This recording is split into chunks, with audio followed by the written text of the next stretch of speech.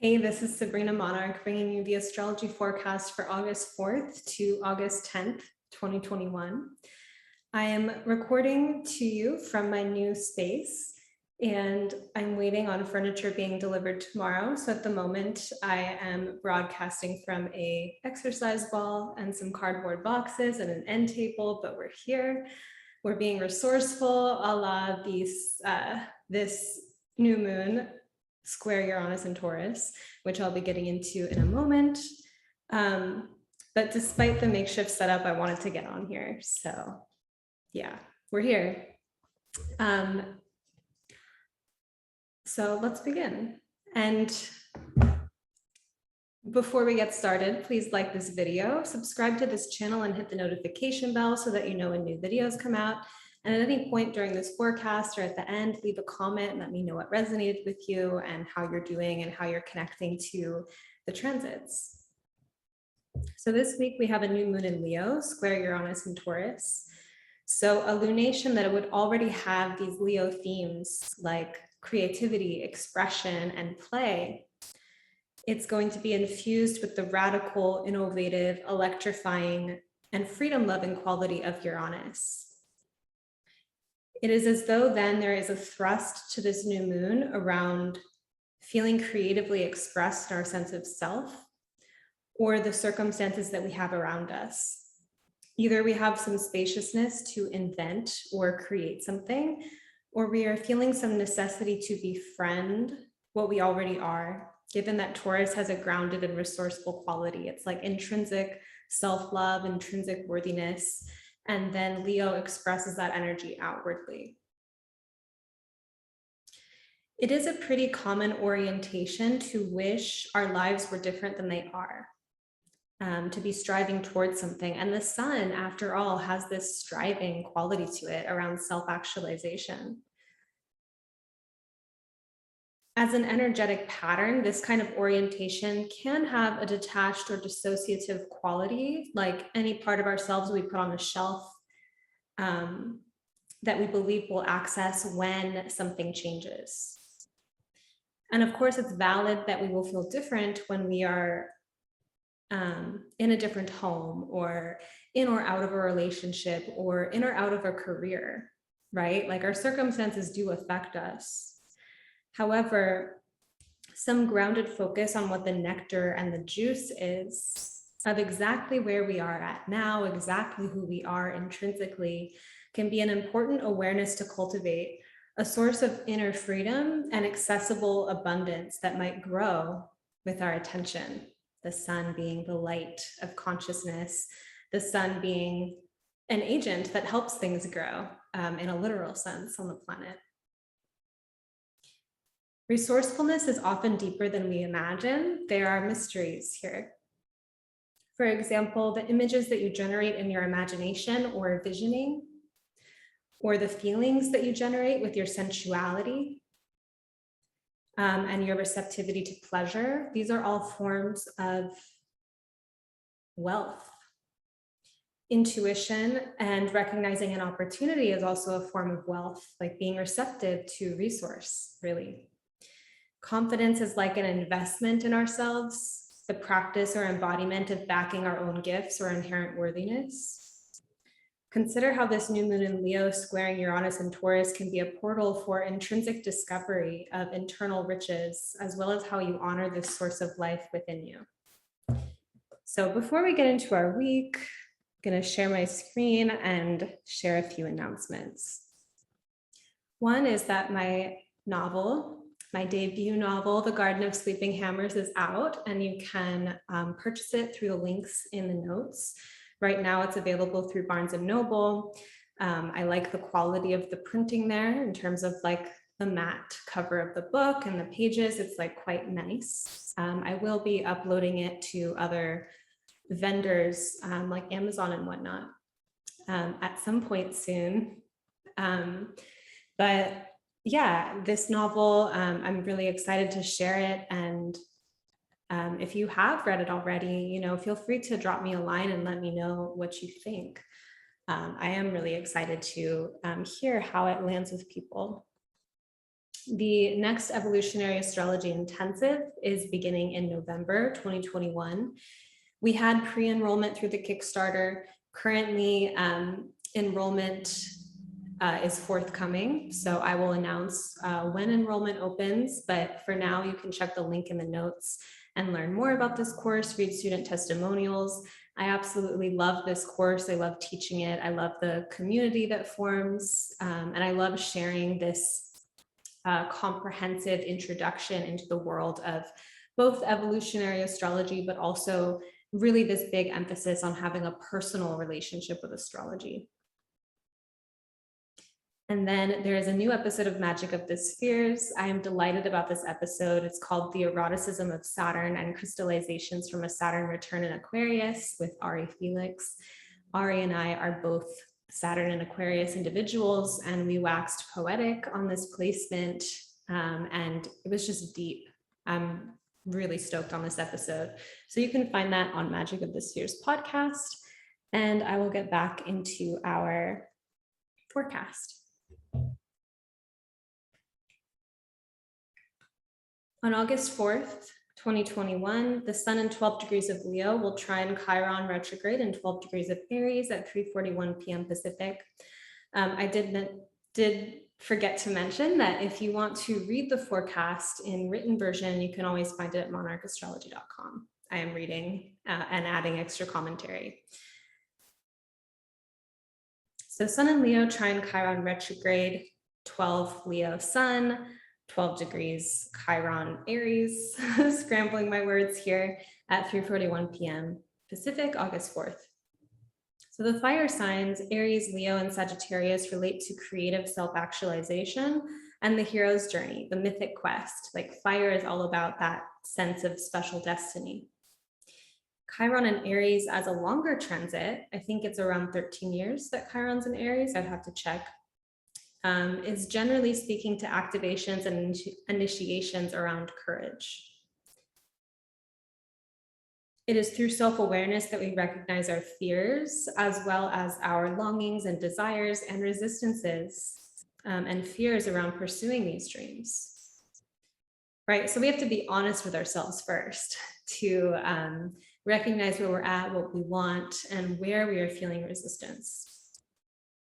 That's actually a big piece of self-awareness. And once we are aware of our fear, we have the opportunity to develop courage in the face of it. At a visual or external level, the Aries archetype can seem very brave or courageous, but the underside of this is often fear and overcoming fear. I feel like it's the two faces of Aries. It's like, I'm scared and I'm victorious, right? I overcame my fear. We had to have fear in the first place.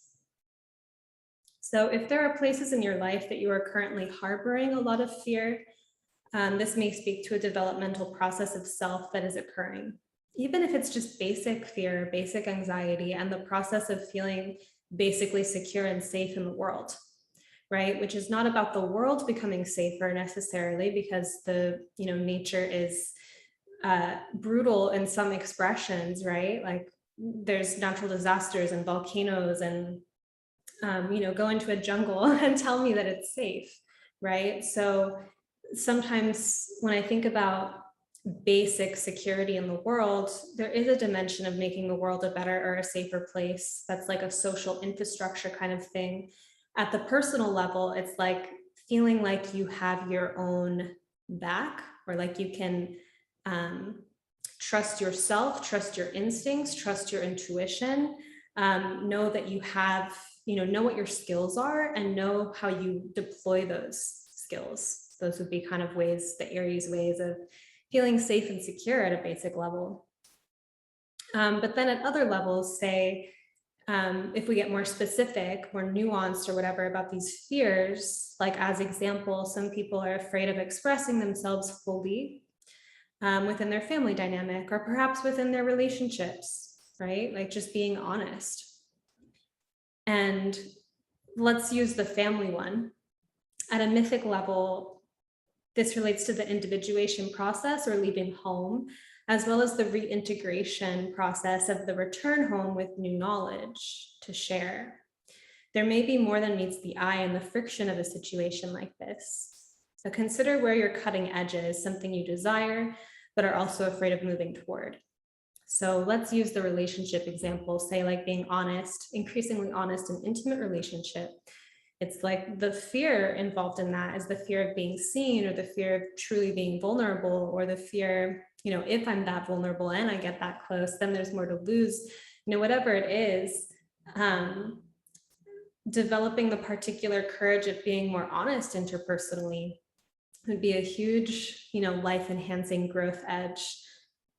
And often that's not without recognizing where we are at in the storyline. Then Leo relates to the heart. And as we likely know, it takes courage to live with an open heart. One common situation that may be arising with this transit, the Sun trine Chiron, is a situation that calls upon our courage to receive or hold blessings in our lives without the fear that they will evaporate if we celebrate them or are outwardly expressive of them in some way, such as the fear of announcing good news, the fear of trusting a good thing, right? And I think it actually gives me the image of like a new pregnancy and how it's kind of common for people to not reveal the new pregnancy right away. Like they wait until a certain amount of time in to be public about that news. There's a sense sometimes, I think Aries is so new, it's so vulnerable. And so we may be in the midst of something quite new and special and tender, and we feel not necessarily ready to be out in a broader, more expressive way with it. And there's validity to that, right? And then there's also, is it true for you to announce some good news or to lean into something beautiful that's happening in your life, and noticing where there is that fear of like, oh, if I name this, if I embrace it, it's going to go away. Though it's subtle, stepping into a new level of joy or fulfillment in life is also an initiation, and one that may challenge older ego constructs that we had that were kind of working more to just survive. So survival to thrival, right? August 6th, 2021, the Sun in 14 degrees of Leo will square Uranus in 14 degrees of Taurus at 4:57 p.m. This is a lead up to our new moon, which will also still stay in orb of squaring Uranus. So there can be some impetus with this transit of changing who we are, flipping the script of our identity, becoming a new being. Taurus and Leo are so sensual and fashionable, expressive, that it's possible some of this change of identity may be correlated with physical objects, like a new accessory, a new like toy, which is like a Leo thing. So like some kind of object, right? We might be drawn to a physical object that allows us to step into a new dimension of our character. I'm definitely feeling this just being in a new space and like outfitting it in ways where I've lived in spaces that have been mostly furnished for some years. And this is my first time like furnishing a space at this level, I would say, where it's like I'm able to be more creative, I think, with it. So there's definitely a sense of expression through physicality. I also saw a friend, make a status on Twitter of like something about, reinventing herself. And I think that, Sun Uranus has so much to do with self, identity reinvention. But if we're placing it in Leo and Taurus, I feel like there's probably something around fashion or accessories. And so another example of this is like when pursuing a craft,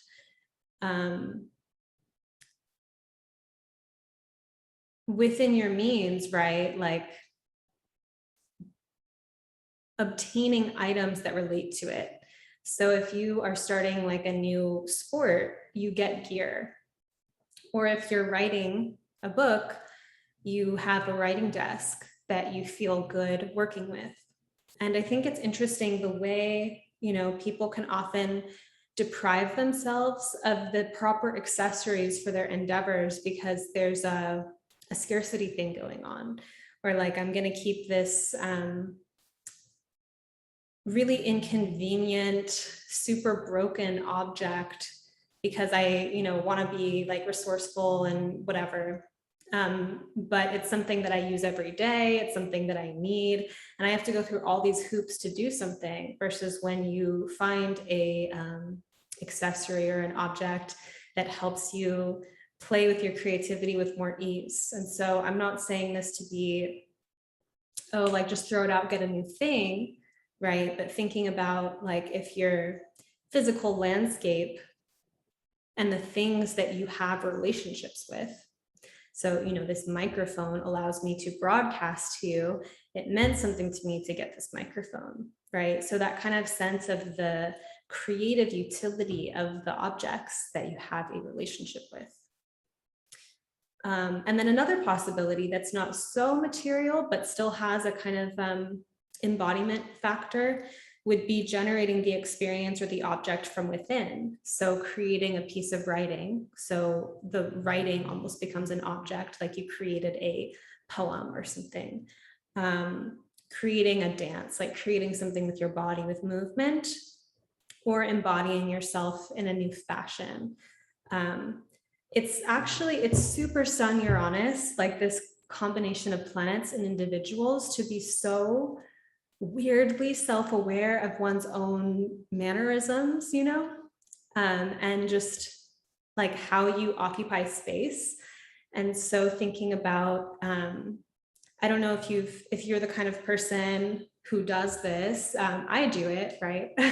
And I go in and out of phases with it. But I remember having a friend in high school who literally was just like, admits and tells me that she works on her mannerisms. Like, she thinks up mannerisms that she thinks are cute and she like embodies them. So there was some kind of like Leo kind of theatrical. Also, this person had strong Leo Aquarius axis energies, Aquarius relating to Uranus. But yeah, just thinking about like, one example I can think of is that when I was a kid, I would like have my arms crossed a lot because I felt comfortable here, right? But then when I read about body language and realized what this meant and what this conveyed, I was like, oh, am I closed off? Am I guarded? Am I being self-protective? And realizing too that sometimes I just wasn't wearing warm enough clothes.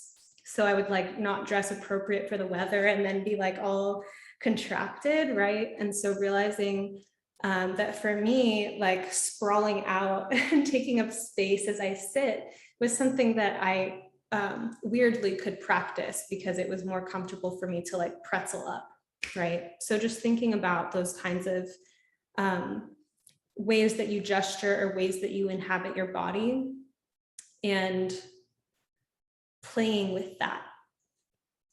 There is something to be said too for the difference in like a top-down approach where you think of something and then you embody it, versus a inward outward approach where it's like something is emerging within you and you express it. So you feel into your body and move as you feel, right? Different ways to play with it.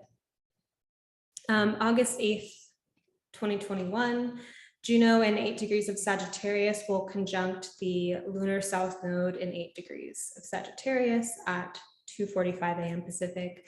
So we've had the nodes in Gemini and Sagittarius, south node in Sag. Juno and the south node joining up in Sagittarius. This has been an orb since mid-May of this year, and they already formed a conjunction, Juno and the south node, on July 6th. It's happening again. So it's maybe peaking at the moment, but it's been in the works for a couple months. So this could relate to an ideological assessment of committed relationship. Juno relates to marriage, Sagittarius relates to philosophy and belief. Where do our beliefs about relationship come from?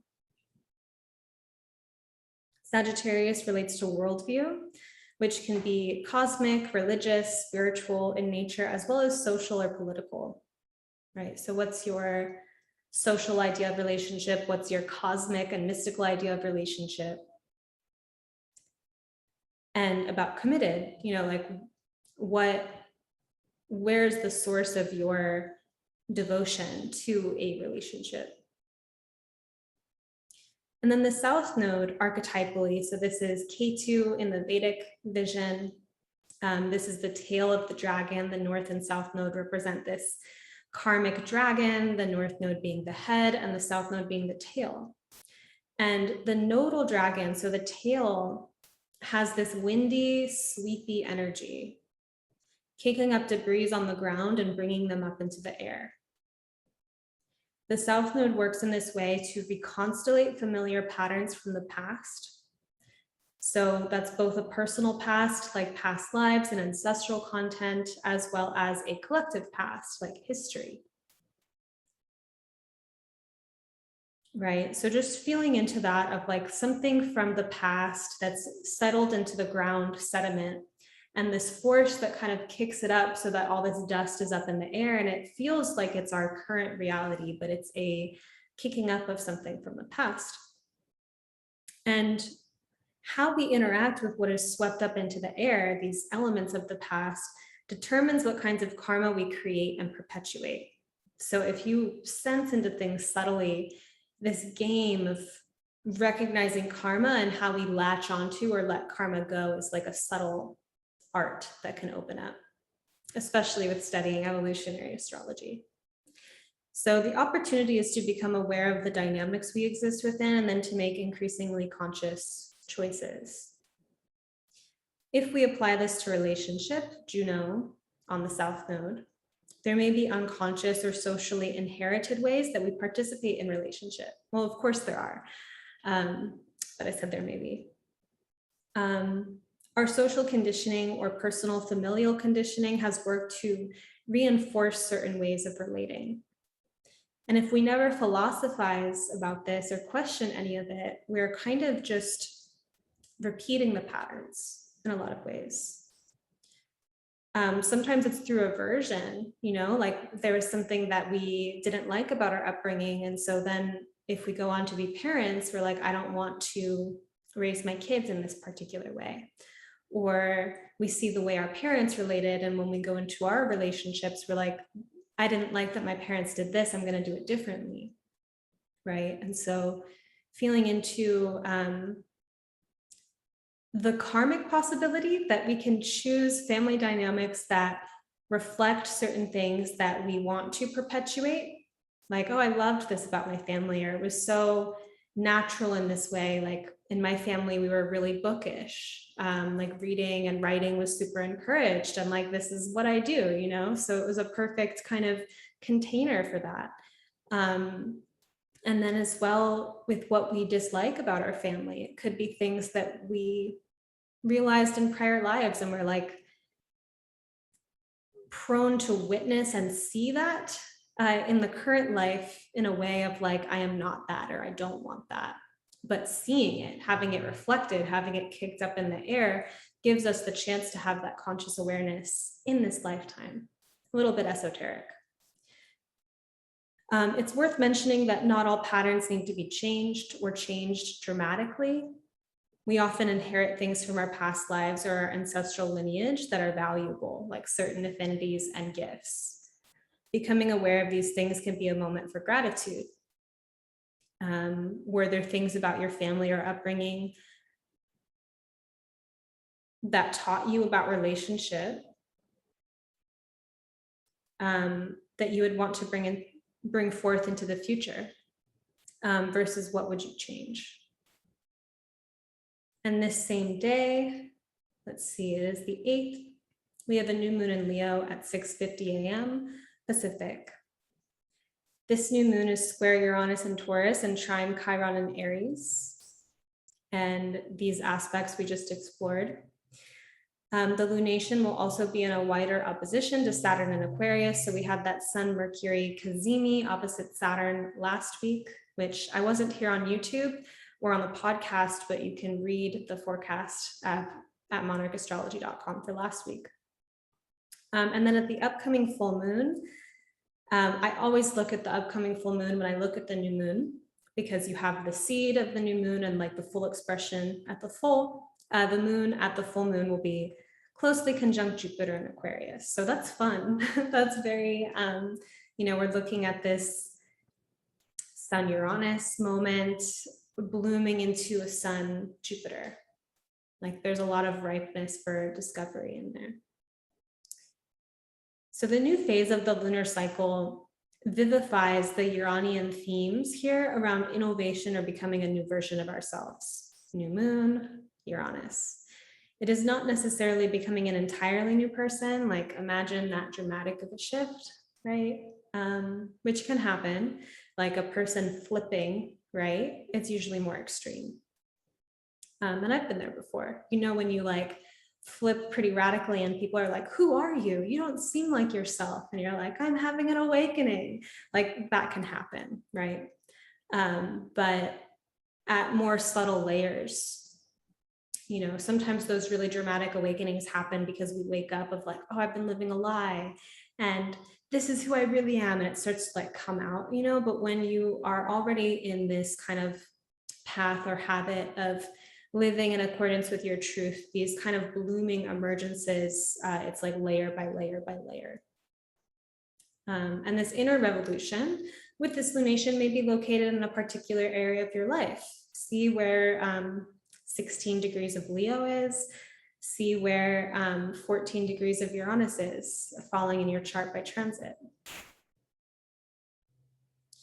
At a ceremonial level, bringing in a desired shift may be supported by concrete or pragmatic activities, since we're looking at a Leo-Taurus square here, lunation in Leo, Uranus in Taurus, Leo being expression and actualization, and Taurus being embodiment. So it's one level to ideate a shift, to envision it, and another thing to strut and play in it, in the way that we move our bodies through space, in the activities that we engage in through space and time.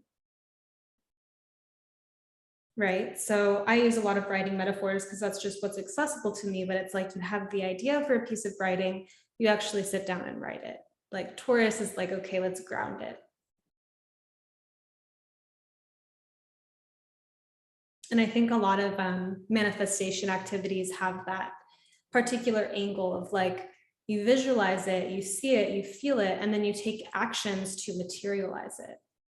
It's actually quite simple in some sense, but there's a playfulness where it's like you're moving through space, not just in a way that's how you've habitually moved through space, but it's like in an inspired way, like living out your visions or living out this internal impulse.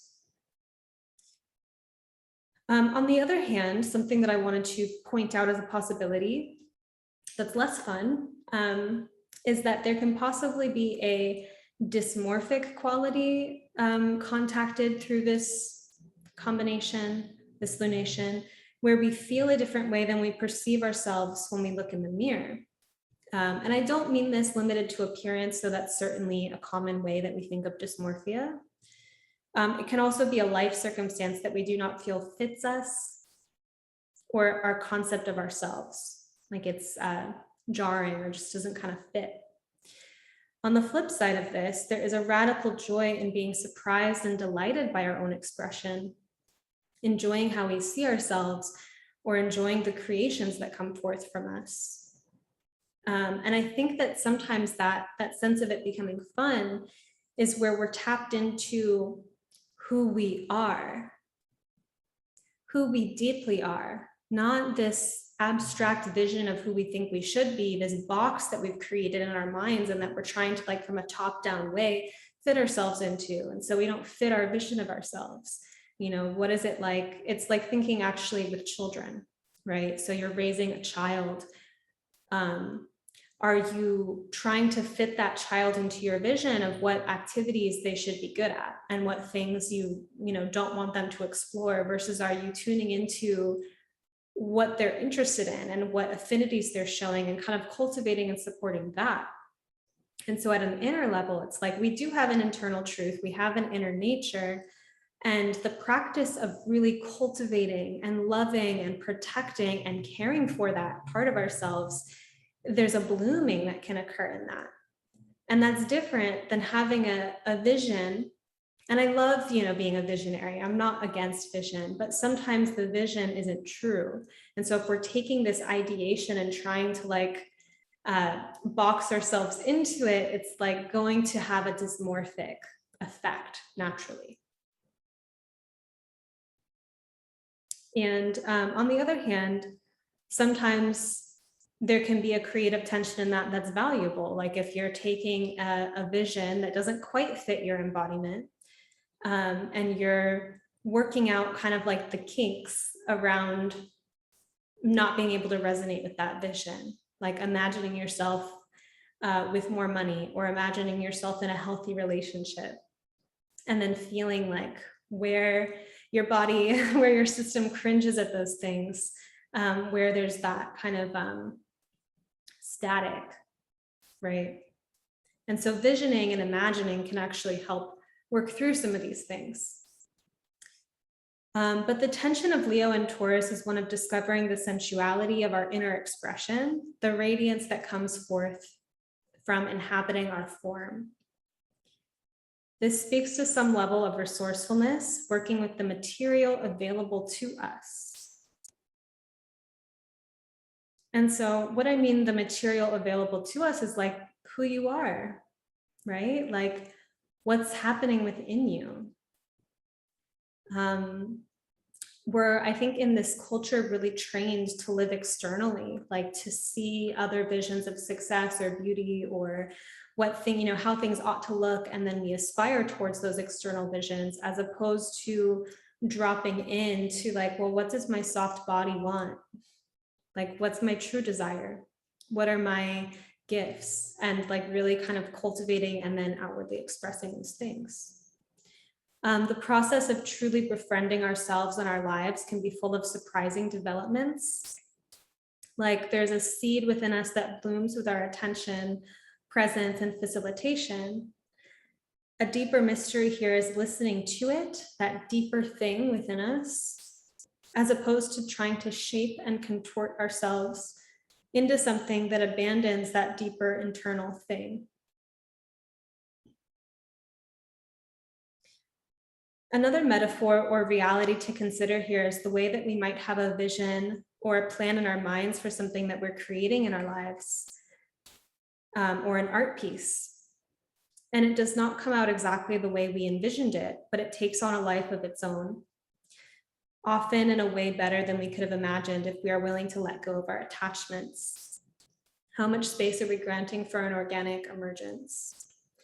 This was a huge revelation for me in my writing practice some years back, was realizing that no matter how hard I tried, no matter how good I got with language, I would never be able to translate something exactly. And was that even the point, right? To capture reality as though a photograph, and even a photograph isn't the actual thing, it's a representation of the thing. So once I realized that it was impossible to shape my words exactly in the way that I thought I was supposed to, it became this source of freedom of like, well, what if the words just come out like a channel and I'm just surprised by what comes out, right? Like I don't get to make this poem be what I preconceived it to be. It's a living being of its own, and it's going to come through me. So how can I make space for that? And so that happens at the artistic level with the things that we create. It happens with our offspring in terms of letting them be their own beings instead of projecting way too much onto them of who they should be. And it also is our deep inner truth and reality of like letting that come forth and blossom instead of trying to control it and make it into something particular.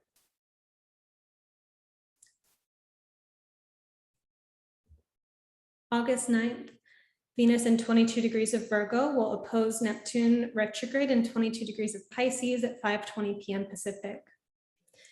There may be a deeply aspirational quality here around beautifying life, wanting to cultivate more beauty or value in our experience, beauty for the sake of itself. Maybe also Venus in Virgo, a little bit of utility, like it's an earth sign. So beauty with function could be a theme as well. Having this longing and wanting to materialize it, seeing where something could be better or more magical and wanting to improve it. Some potential for divine discontent here, usually with Neptune, as well as sublime encounters. Venus in Virgo highlights the craft of love, that is the kind of lover who reads books about Tantra, goes to communication and sex workshops, and practices love. It's like the humility of choosing to be a good lover and choosing to learn and constantly improve. We may be finding where we allot our forgiveness for things to not be perfect, where it is true to work on a relationship or practice the deepening of intimacy, versus where it is an addictive or delusional pattern, taking on a person as a project, trying to save someone, for example. While Venus is in Virgo, I've already heard numerous people talk about the imperfection of love and how relationship is a journey of growing together, that you don't just start out perfect, that you grow as a person and you also grow in relationship. I find Venus in Virgo is extremely willing to put effort into communication and collaboration.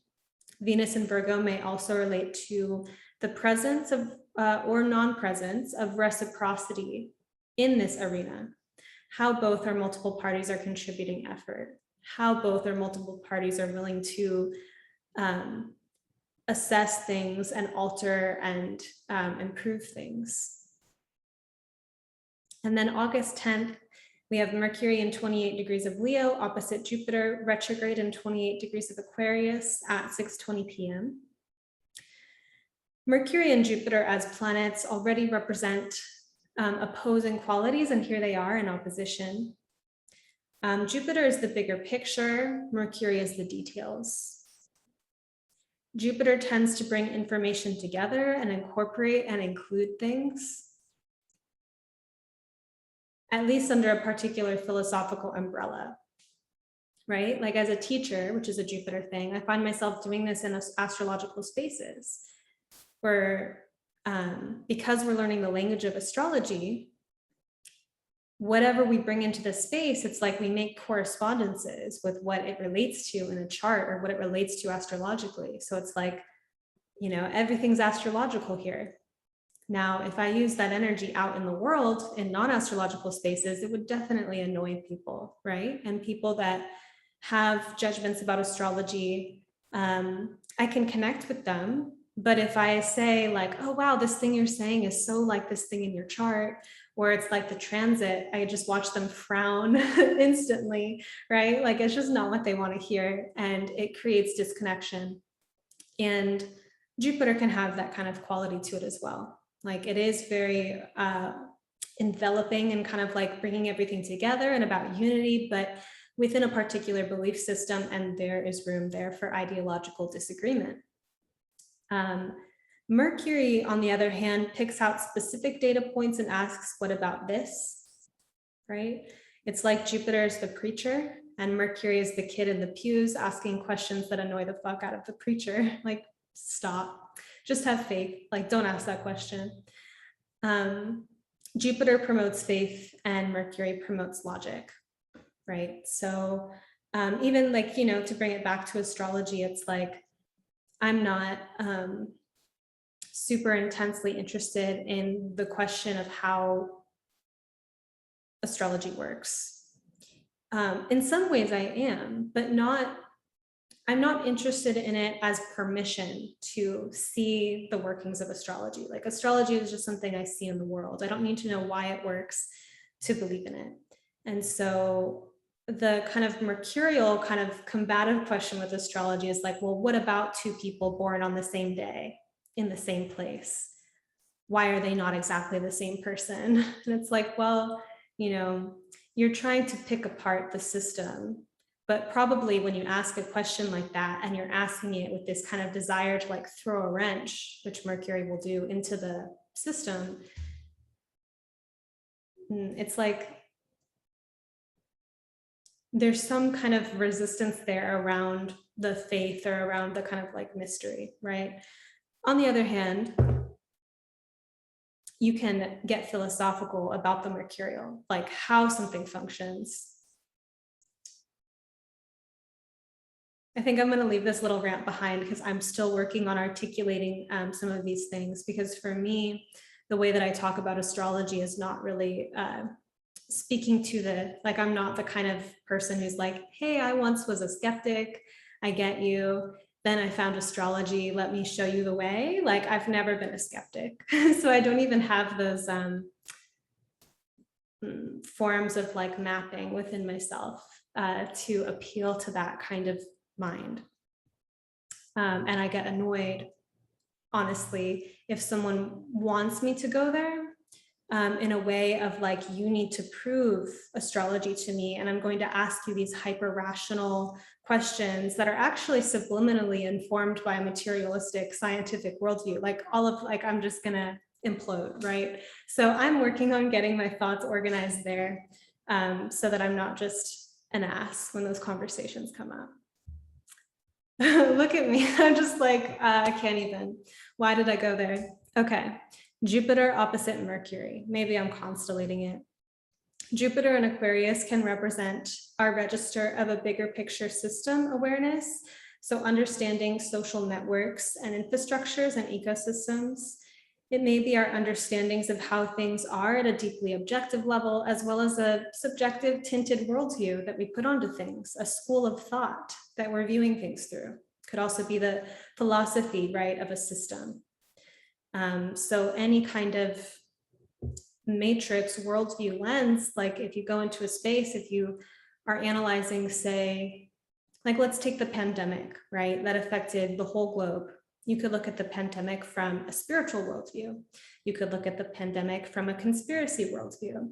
You could look at the pandemic from a scientific worldview, right? Like you can look at it, you know, also from a social justice, like who is the most disadvantaged, right? Like there's all these different lenses that we can view this thing from. Jupiter in Aquarius is kind of like that philosophical tint to the systems view. Again, so if we take it back to astrology and like the validity of it, it's like someone who already sees everything as interconnected and understands the fractal nature of reality. It's like, well, of course, the movement of the planets affects us. But someone who thinks that the planets must be emitting some kind of physical particle that gets into our brains and makes us think something is like, that's a worldview, like how reality works, that's being projected onto the possibility that the planets are sentient, right? Animism is a worldview that can relate to astrology. Certain religions may see astrology as like the devil, right? So there's going to be these different philosophical tintings that approach how we're going to see something. Mercury in Leo here could represent how we play or are clever within these larger systems that we are aware of. Either we play into a role that conforms us to that particular matrix, or we bend the rules a little bit and play. So one thing that, you know, I can think of here is like when you get a huge meta awareness of the things that have conditioned you in life, your family upbringing, your social, cultural upbringing. And when you're having this kind of deep, you know, meta, like electric analysis of that, you're like, oh, this is why I am this way. And these are the opportunities that I was denied. And these are the things that I was kind of encouraged to do. And, you know, all of that. And then within that awareness, just accepting it as it is, it's like, well, where do you get to play within that? What creative outlets are available to you based on the experiences that you've collected? And that brings in, I think, more of this potential for play, right? There's always creative constraint within play. Like there's a game and there's a structure and there's rules to that game. And so Mercury in Leo, in one hand, could contest like, you know, all this social conditioning, you said this, this, and this, but what about this? This is this other thing I want to do. And why not? right? Like there's that space with Mercury and Leo to be like, I'm just going to play this other character, right? So there's some interesting tensions happening here. At an experiential level, look for where context of a larger system or picture, systems awareness, Aquarius, opens up possibilities for play, Mercury and Leo. The Leo Aquarius axis can also speak to things like following our highest excitement. So, for example, playing with inspiration and materializing and expressing our inspiration. So I hope that you enjoyed this forecast. Leave a comment, let me know what you think. I'm always a little bit like skittish or embarrassed when I share half-baked thoughts, definitely an edge for me. But the thing about speaking about astrology to skeptics and the kinds of demands of like that skeptical worldview to prove, you know, to me, it just has the energy of like, there's a patriarchal quality to it, like not accepting as a given the love between a mother and child, like the love that a mother has, like needing to go into, well, what pheromones or what chemicals are happening in her brain that makes her love, right? Those kinds of ways of reducing things to scientific materialism is just something that I feel at odds with, but my argument is not deeply developed because I spend most of my time and my mental energy on what I do like and exploring what I am interested in and kind of focusing on that, and less about coming up with arguments to defend my worldview. So whenever I'm asked to defend my worldview, it's just like not a place that I feel mentally practiced, and it's a place that I personally feel annoyed, where it's just like, can you not? Like, I'm just doing this thing, right? And I see this show up in the field in terms of people who don't let themselves explore something in the magical realm because they feel like they need to have a reason why it's valid in their minds first to jump into the magical realm. So I'm still working on that. I would love to become a better communicator in that regard. So yeah, I'll leave it at that. But if you enjoyed this forecast, please like the video, leave a comment, and I will see you next time. Hopefully, I'm pretty sure that I will have a desk and a whole setup and maybe some plants and stuff. But yeah, happy new moon. I love you all. Enjoy the week.